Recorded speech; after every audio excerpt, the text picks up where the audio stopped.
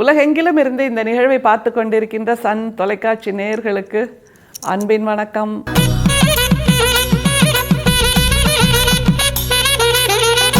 வள்ளல் பிரான் நமக்கான சிறப்பான சிந்தனையை, சிறப்பான விடியலை ஒவ்வொரு நாளும் கொடுத்து கொண்டிருக்கிறார்ங்கிறது நம்முடைய பேரு அப்படின்னு நிச்சயமாக சொல்லலாம். சன் தொலைக்காட்சி மூலமாக இந்த ஆன்மீக பயணத்தை தொடர்ந்து கொண்டிருக்கிறோம். இன்றைக்கு வள்ளல் பிரானோட ஒரு பாடல். பொதுவாக குழந்தைகள் பிறந்தா முதல்ல தாய்ப்பால் கொடுப்பாங்க, அதுக்கப்புறம் புட்டிப்பால் கொடுப்பாங்க, அப்புறம் பெரியவங்களுக்கும் கூட உடல் நலத்துக்கு நன்மை அப்படின்னு பால் குடிக்கிறதுங்கிறது இயல்பான ஒரு விஷயம். சரி, மனிதர்கள் தான் அப்படின்னா விலங்கினங்களும் பால் அருந்தும். அந்த மாடுகள் பசுக்களிடம் போய் அந்த கன்றுகள் பால் அருந்துகிற காட்சிங்கிறது பார்க்குறதுக்கே அப்படி நெகிழ்ச்சியை உருவாக்கும். ஏன்னா நாமாவது மனிதர்கள் சிந்திக்க தெரிந்தவர்கள். நம்முடைய குழந்தை என்று வந்தவுடன் உணர்வெழுச்சியில் நமக்கு அம்மாக்களுக்கு, பெற்றெடுத்த தாய்மார்களுக்கு முலைப்பால் சுரக்கிறது. ஆனால் சிந்தனை, அந்த ஆறாவது அறிவு அப்படிங்கிறது இல்லாத அந்த பசுக்கள் கூட பால் சொரிகிறது. அந்த பாலை கொஞ்சமும் மனிதாபிமானம் இல்லாமல் நாம் அருந்தி கொண்டிருக்கிறோம் பிடிச்சி அப்படிங்கிறது எப்படிப்பட்ட சிந்தனைங்கிறத நீங்கள் நினச்சி பாருங்கள். சிந்தனையே இல்லாத அந்த பசுக்கள் கூட தாய்மை உணர்வில் கனிந்து தன்னுடைய கன்றுகளுக்காக பால் கொடுக்குறாங்க. வள்ளல் பிரான் இன்னைக்கு நாம் பார்க்க போகிற பாடலில் ஒரு கருத்தை சொல்கிறார். என்னென்னா, அவருக்கு காலமாக சின்ன வயசுலேருந்தே இந்த மாதிரி பால் அருந்துவது பிடிக்காதான். அப்படி ஒரு கருத்தை பதிவு செய்கிறார். சரி, பால் அருந்துவது பிடிக்காதுங்கிறது ஒரு விஷயம் இல்லை, அதனால் என்ன அப்படின்னு கேட்க தோணுதில்ல. அதன் மூலமாக எதை கொண்டு வந்து இணைக்கிறார், அதுதான் வள்ளல் பிரானுடைய சிந்தனை உயர்வு. அதை பாருங்களேன். பால் பிடிக்காதுப்பா எனக்கு, அது நாம் சாதாரணர்கள் சொல்லுவது. ஆனால் வள்ளல் பிரான் எதனோடு அந்த கருத்தை இணைக்கிறார்ங்கிற அந்த முக்கியத்துவம் நாம் தெரிந்து கொள்ள வேண்டியது. வள்ளல் பிரானோட வார்த்தையில் பயணிக்கலாம்.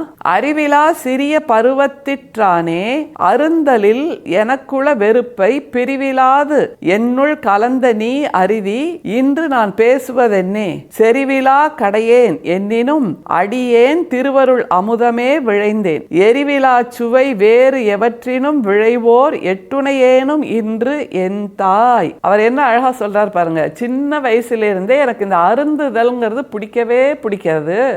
அது அறிவு முதிர்ச்சி இல்லாத, அறிவு வளர்ச்சி பெறாத அந்த காலத்தில் ஆரம்பித்த அந்த விருப்பமின்மைங்கிறது தொடர்ந்துகிட்டே இருக்குது வாழ்நாள் முழுக்க. அதனால் நான் அருந்தவில்லை அப்படிங்கிறார். சரி, அருந்தலைன்னா பரவாயில்லை, அதனால் என்ன, உணவு சாப்பிட்றோம்ல, அது ஓகே, பேலன்ஸ் ஆகிடும் அப்படின்னு நம்ம நினைப்போம்.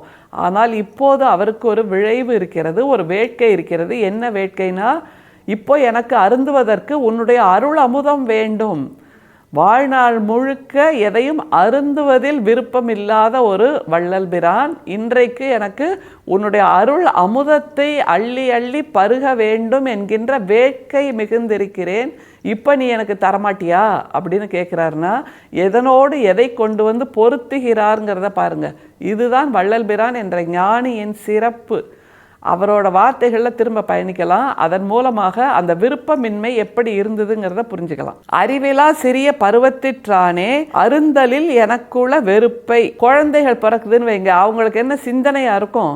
இந்த நேரம் பால் குடிக்கிற நேரம், இந்த நேரத்தில் அம்மா எனக்கு பால் தருவாள், நான் பாலை அருந்த வேண்டும், பால் இந்த சுவையில் இருக்கும் அப்படின்னெல்லாம் அறிவு முதிர்ச்சி இருக்குமா? அந்த கை குழந்தை வயசில் இருக்காதுல்ல. பசிக்கும், அவங்களுக்கு இயற்கையாக அழுகை வரும், வயிறு காலியாகும், உடனே அம்மா பால் தருவாள்ங்கிறது தான் விஷயமே தவிர அந்த குழந்தை தேர்ந்தெடுத்து இந்த பாலை நான் அருந்த வேண்டும் என்று முடிவு செய்கிறதா? இல்லை. அந்த மாதிரி நேரத்திலே நான் தேர்ந்தெடுத்து பாலை அருந்தாமல் இருந்தேன் அப்படிங்கிறார் வள்ளல் பிரான். எல்லா குழந்தையும் பசிச்சா பால் குடிக்கும். ஆனால் அப்போ கூட அறிவு முதிர்ச்சி இல்லாத அந்த வயசுலேயும் கூட தேர்ந்தெடுத்து நான் அருந்தலில் விருப்பம் இல்லாதவனாக இருந்தேன் என்றால் அந்த ஞானத்தை அவர் அடிக்கோடிட்டு காட்டுகிறாருங்கிறத புரிஞ்சுக்கோங்க. அப்படியான பருவத்தில் இருந்த நான், அப்படியான விருப்பமின்மையில் இருந்த நான் இப்போது ஒரு விஷயத்தை அருந்துவதற்காக காத்து கிடக்கிறேன், ஏங்கி கிடக்கிறேன் அப்படின்னு சொல்ல வர்றார். அதை அவரோட வார்த்தைகளே பாருங்க.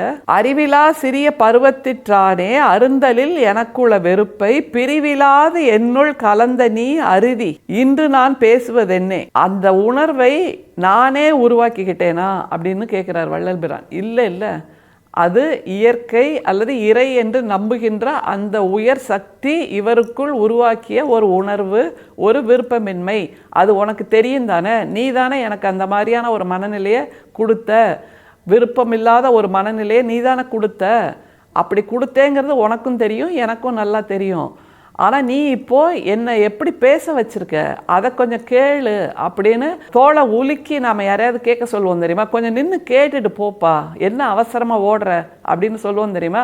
அந்த மாதிரி தான் நம்புகின்ற, தான் நேசிக்கின்ற அந்த உயர் சக்தியிடம் வள்ளல் பிரான் கேட்கிறார். நான் அப்படியெல்லாம் சொல்லிட்டு இருந்தேன், ஆனால் இப்போ நீ என்னை எப்படி பேச வச்சுட்டேங்கிறத கொஞ்சம் கேளு, நின்று கேளு. இதையும் நானாக பேசலை, நீ தான் பேச வச்சிருக்கப்பா அப்படின்னு சொல்கிறார். சரி, நின்று கேட்கின்ற அந்த உயர் சக்தியிடம், இறை சக்தியிடம் என்ன கருத்தை வள்ளல் பிரான் சொல்றாருங்கிறத பாருங்க. பிரிவிலாது என்னுள் கலந்த நீ அரிதி, இன்று நான் பேசுவதென்னே, செறிவிலா கடையேன் என்னினும் அடியேன் திருவருள் அமுதமே விழைந்தேன். கொஞ்சம் கூட பெருமை இல்லாத அறிவில் கடைநிலையில் இருக்கக்கூடியவன் நான். செறிவிலா கடையேன், இதெல்லாம் கை கழுவிட்ட கேஸ்பா, இனிமேல் இவங்களுக்கு ஒரு புத்தியும் சொல்ல முடியாது அப்படின்னு நாம் சில பேரை நினைப்போம் தெரியுமா?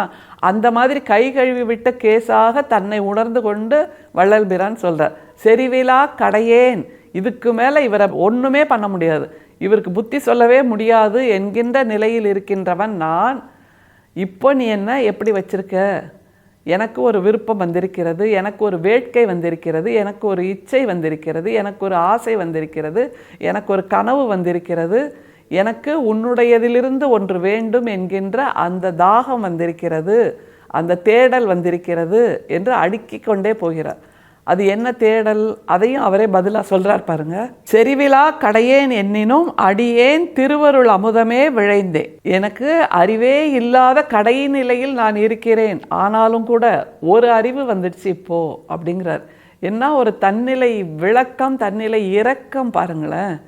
வள்ளல் பிரான் தன்னை செறிவிலா கடையேன்னு சொல்கிறார். அவரே ஞானத்தில் குறைந்தவராக தன்னை உணர்கிறார் என்றால் நாம் எல்லாம் எந்த மூளைக்கு, அதை யோசித்து பார்க்கணும். அவர் கடல், ஞானத்தில் கடல், நாம் ஞானத்தில் கடுகு. அவர் ஞானத்தில் உச்சம், நாம் ஞானத்தில் எச்சம். அப்படித்தான் உணர முடியும். ஆனால் இப்போது வள்ளல் பிரானுக்கு திருவருள் அமுதம் என்கின்ற விளைவு வந்திருக்கிறது என்று சொல்கிறார். அதை சொல்லிட்டு அந்த இறை சக்தியிடம், உரை சக்தியிடம் கூடுதலாக என்ன கேட்குறாரு பாருங்க.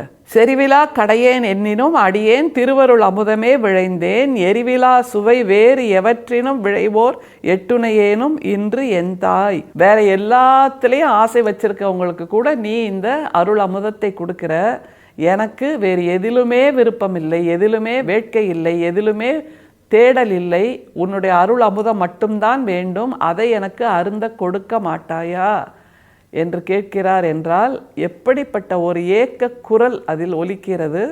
அதை தவிர வாழ்நாளெல்லாம் பிடித்தமில்லாத ஒன்றை சொல்லி, ஒரு உணர்வை சொல்லி, இப்போது அது எனக்கு வேறு விதமாக பிடித்திருக்கிறது, நீ எனக்கு அதை கொடுக்க வேண்டும் என்று அருள் அமுதத்தை இறைஞ்சி கேட்கிறார். ஒரு சத்திய சன்மார்க்கத்தை உருவாக்கியவரே 6ஆம் திருமுறையில் இவ்வளவு தூரம் இறைஞ்சுகிறார் என்றால் நாம் இன்னும் அந்த சன்மார்க்கத்தின் பாதையில் ஓரடி கூட எடுத்து வைத்திருக்கிறோமா என்று தெரியவில்லை. அப்படி என்றால் நாம் எவ்வளவு தூரம் அருள் வேட்கை நிகழ்த்த வேண்டும் என்பதைத்தான் இந்த பாடல் காட்டுகிறது.